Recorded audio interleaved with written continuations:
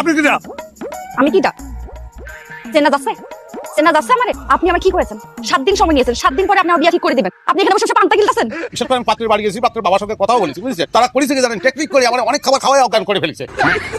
মানুষ খাবার খায় বেহুশ হয়ে যায়, কি মনে করেছেন আমি পাগল? আপনি বিশ্বাস হচ্ছে না আপনার? খাবার খেয়ে তো আমি বেহুশ হই, আমার বাবা বেহুশ হতো, আমার দাদা বেহুশ হতো। আপনাদের বাড়িতে খাবার খেয়ে সেদিন বেহুশ হয়ে গেছিলাম তো। কপাল ভালো যে আমার হুঁশ ফিরেছিল, তা নাহলে এতদিনে আপনার কবরে দুব্বো গাছ গজায় যেত।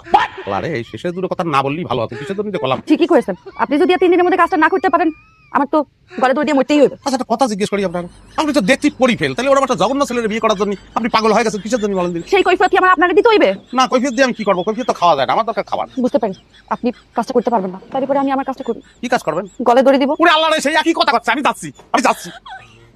আমি করছি কি চাচ্ছি, টাকাতে কিন্তু জীবনের মূল্য মেলা বেশি। তা তোমার কি মনে হচ্ছে 5 লাখ টাকা কি দেওয়া উচিত? আমার তো মনে হয় দিয়ে দিলেই ভালো হয়। আপনার বিয়েটা না হলে মেয়েটা যদি একটা দুর্ঘটনা ঘটায় ফেলে, সারা জীবন কিন্তু আফসোস করবেন না। ঠিক আছে দাঁড়া, আমি আসতেছি। শুনে যাচ্ছেন? যাই ঘরে যাই, দেখি নগদ কত আছে। না তাহলে ভালো হয়, তাই করেন। সামান্য কিছু একটা খাবার দাবার যদি দিদি বাড়ি খিদে লাগেছে, আনতেছি দাঁড়া। কিন্তু ভালো লাগতেছে আজকে, মনে হচ্ছে একদম নির্ভার মনে হচ্ছে, হালকা লাগতেছে। হারামির বাচ্চা, তুই আমার মেয়ের বিয়ে ভেঙে এখন তুই যৌতুকের গল্প শোনাতে আসিস না?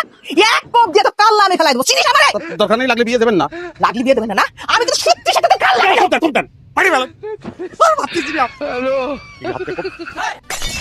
আপনি আবার কি করবেন? আমার তো কথা একটাই, আমার সাথে কথা হয়েছে। আপনার হাতের দড়িটা আমরা দিতে পারেন?